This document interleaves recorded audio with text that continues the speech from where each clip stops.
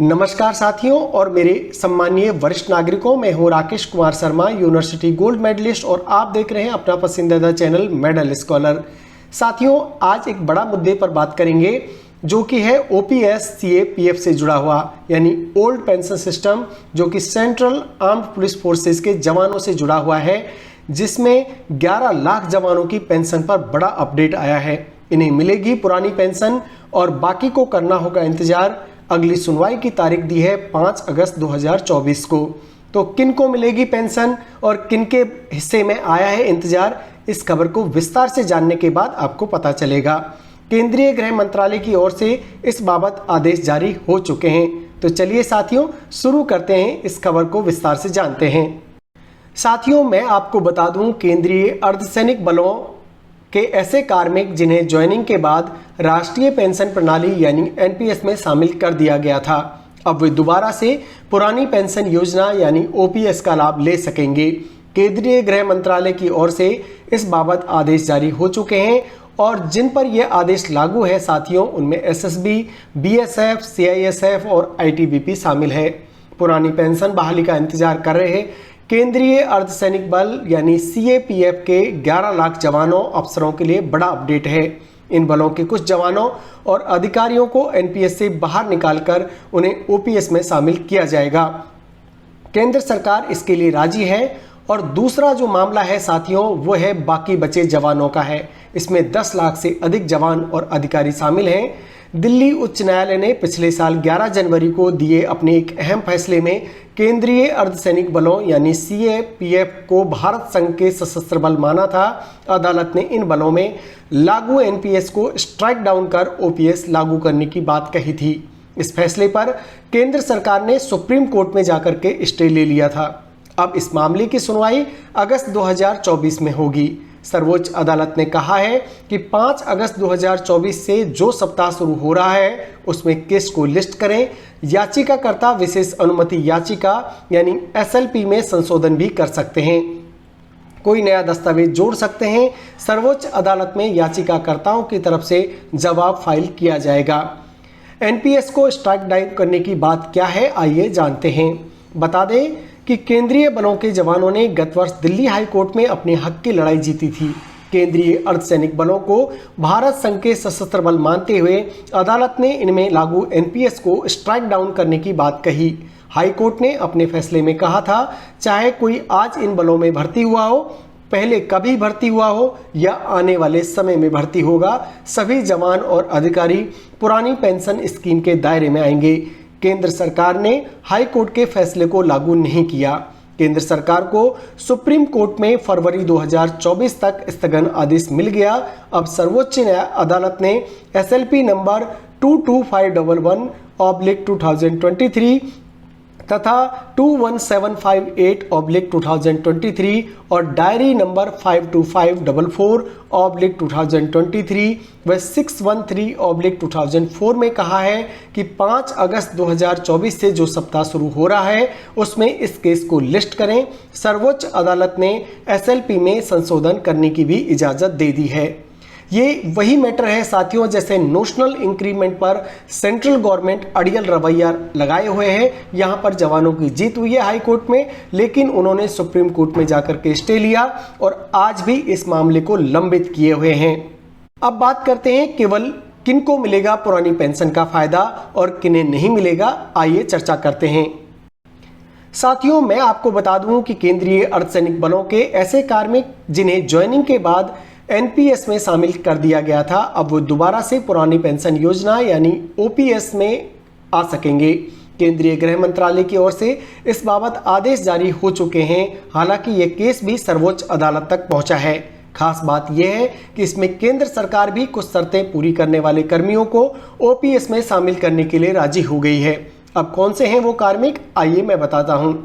इस संबंध में डीओपीटी ने 3 मार्च 2023 को एक कार्यालय ज्ञापन जारी किया था और उसमें कहा गया था कि ऐसे कर्मी जिनकी भर्ती प्रक्रिया 2003 में शुरू हुई थी या उनका विज्ञापन आया था लेकिन उनकी ज्वाइनिंग 2004 या उसके बाद हुई, केंद्र सरकार के आदेशों में कहा गया कि ऐसे अधिकारी या कार्मिक जो राष्ट्रीय पेंशन प्रणाली को अधिसूचित किए जाने की तारीख यानी 22 दिसंबर 2003 से पहले विज्ञापित या अधिसूचित किए गए पदों के तहत केंद्र सरकार की सेवाओं में शामिल हुए हैं, अब ऐसे सभी कर्मी या अधिकारी केंद्रीय सिविल सेवा पेंशन नियम 1972 के तहत पुरानी पेंशन योजना में शामिल होने के योग्य हैं। तो जितने भी मेरे सेंट्रल गवर्नमेंट के रिटायर्ड कर्मचारी या फिर जो सर्विंग कर्मचारी हैं वो सुन रहे हैं तो इसी बात को नोट कर लें, क्योंकि जब ये आदेश सीएपीएफ में लागू होगा तो सेंट्रल गवर्नमेंट कर्मचारी भी इस केस को फाइल करेंगे कि जिनके विज्ञापन तो 2004 जनवरी से पहले आ चुके थे और लेकिन ज्वाइनिंग 2004 जनवरी के बाद हुई है, यानी 22 दिसंबर 2003 से पहले जो विज्ञापित हो चुके हैं वो उन सबको फायदा मिल सकता है, बशर्ते कि वो अपने वकीलों से बात करके और अपने केस को फाइल करें। जीत आपकी तय है साथियों।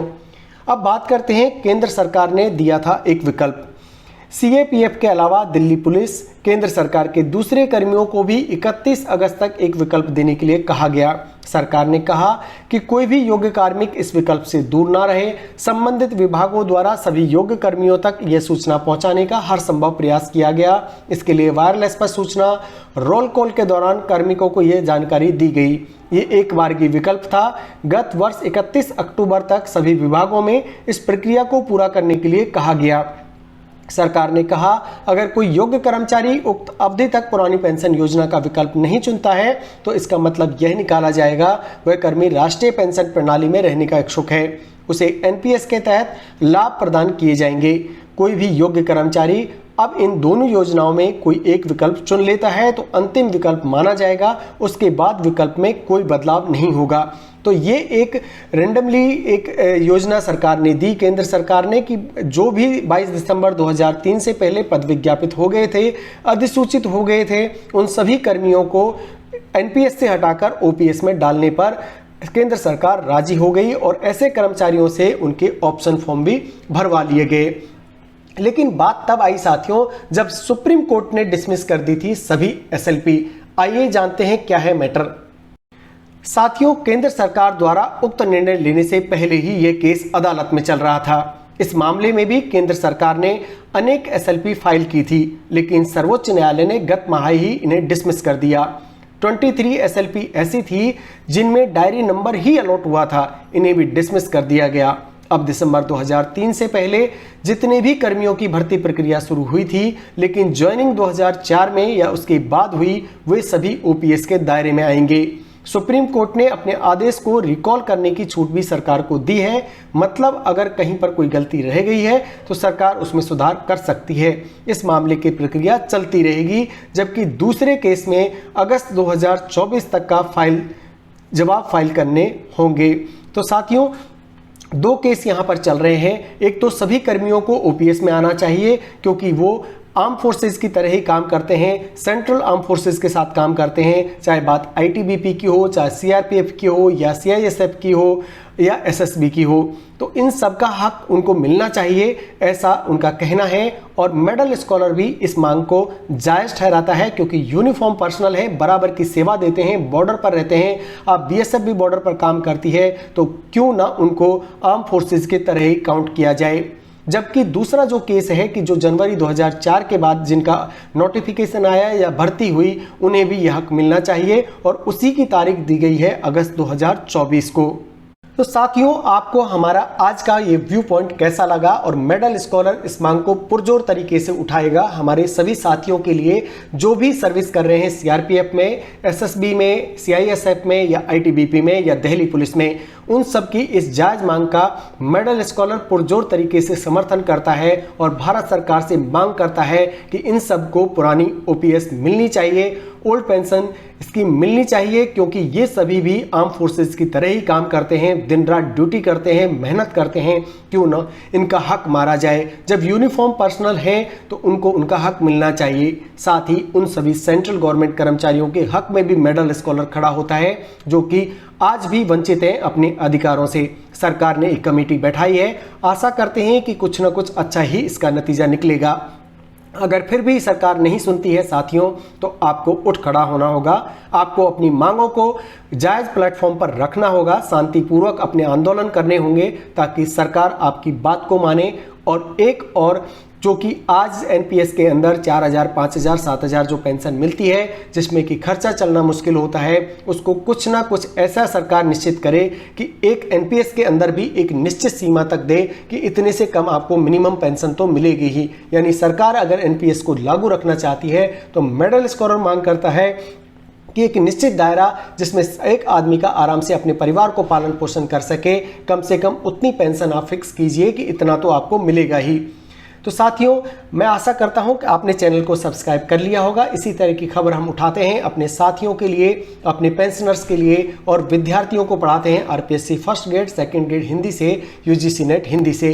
आप हमारी प्लेलिस्ट में जाकर के ये सब देख सकते हैं, और भी आपको बहुत सारे फायदे हो सकते हैं साथियों अगर आप हमसे जुड़ते हैं तो। चलिए एक चर्चा उनकी भी कर लेते हैं।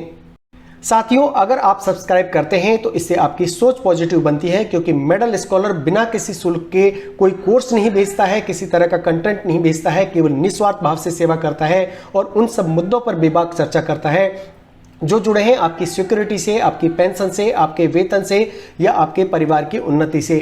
अब आपको घंटों अखबार या टीवी देखने की जरूरत नहीं है। आप मिडिल स्कॉलर से जुड़ जाइए, काम की खबर आपको मिल जाएगी। जब भी आप हर रोज काम से वापस लौटेंगे तो मिडिल स्कॉलर पर आपको वो सभी खबर मिलेगी जो कि आपके परिवार की उन्नति में सहायक है। मिडिल स्कॉलर हमेशा आपके और आपकी परिवार की उन्नति चाहता है। यही कारण है कि आपकी उन्नति से जुड़ी हर जानकारी हम आपको देंगे, और जो स्टूडेंट्स हैं वो हमसे जुड़कर 2024 में सरकारी सेवा का सपना पूरा कर सकते हैं। धन्यवाद साथियों, मिलते हैं इसी तरह की अगली खबर में।